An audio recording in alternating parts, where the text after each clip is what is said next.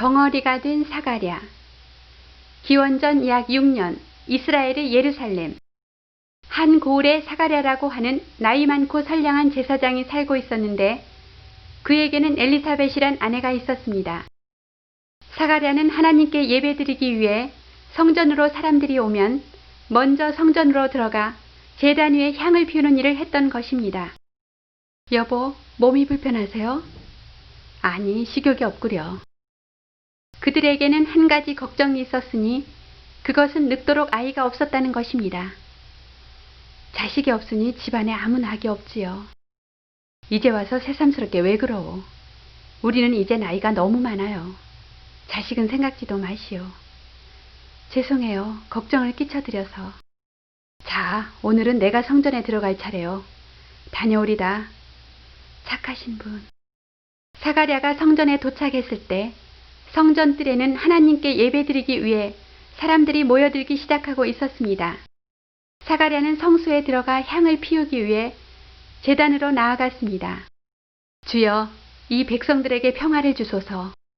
그런데 갑자기 제단 오른편에서 눈부신 빛이 비춰왔습니다. 주님의 천사가? 두려워 말아라. 하나님께서는 너희 기도를 들으셨다. 너희 아내 엘리사벳이 아들을 낳을 것이니 아기의 이름을 요한이라 하여라. 너는 기뻐하고 즐거워할 것이요 많은 사람도 그의 탄생을 기뻐하리니 이는 저가 주 앞에 큰 자가 되며 거룩하여 모태로부터 성령의 충만함을 입었느니라. 또한 네 아들은 온 이스라엘 자손을 주 곧 저희 하나님께로 많이 돌아오게 할 것이며 또 엘리야의 심령과 능력으로 주 앞에 앞서갈 것이니라. 오, 어떻게 이 같은 일이. 나는 늙고 아내도 나이가 많습니다. 무엇으로 이 일을 믿겠나이까?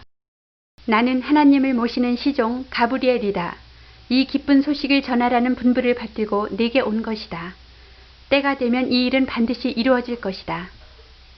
가브리엘, 하나님의 용사란 뜻으로 하나님 앞에 있는 7 천사 중 하나임. 그런데 너는 내 말을 믿지 않는구나. 그러나 이 일이 이루어지는 날까지 너는 벙어리가 되어 말을 못하게 될 것이다. 그러자 갑자기 사가랴는 천사의 말대로 벙어리가 되고 말았습니다. 어버. 한편 성소 밖에서 기다리던 사람들은 아니 어찌된 일이야? 사가랴 제사장이 성소 안에서 안 나오네. 무슨 일이 있나? 아, 저기 나오신다. 사가랴 제사장님.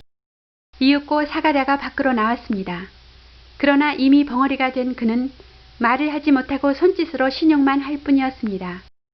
제사장님이 벙어리가 되셨어. 성전 안에서 무슨 일이 있었긴 있었던 모양이야. 사가랴는 그 상태로 며칠 동안 성전에서 맡은 일을 다 끝낸 다음 집으로 돌아갔습니다. 왜 그러셔요? 성전에서 무슨 일이 있었어요? 사가랴는 아내에게 하나님께서 아들을 낳게 해주신다는 것을 손짓과 몸짓으로 알려주었습니다. 오, 주여, 감사합니다. 세례 요한의 출생. 드디어 엘리사벳이 해산할 기한이 차서 아들을 낳았습니다.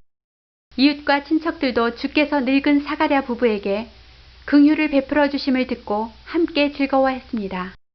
그 늙은 나이에 아이를 낳다니 얼마나 총명해 보이는가.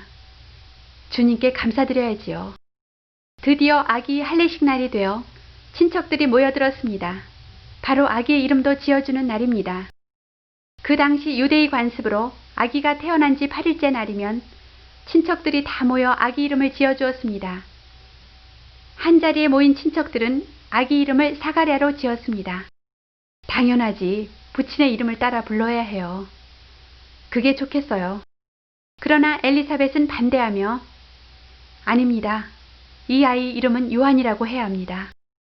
엘리사벳의 말에 모두들 이상하다는 듯 요한이라고요?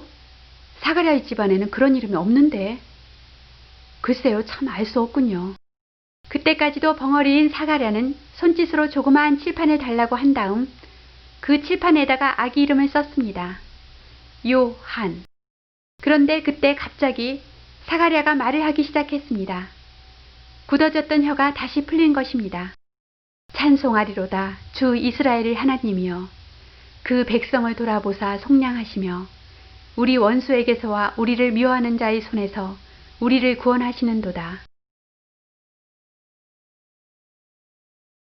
아니, 사가랴가 말문이 트였어.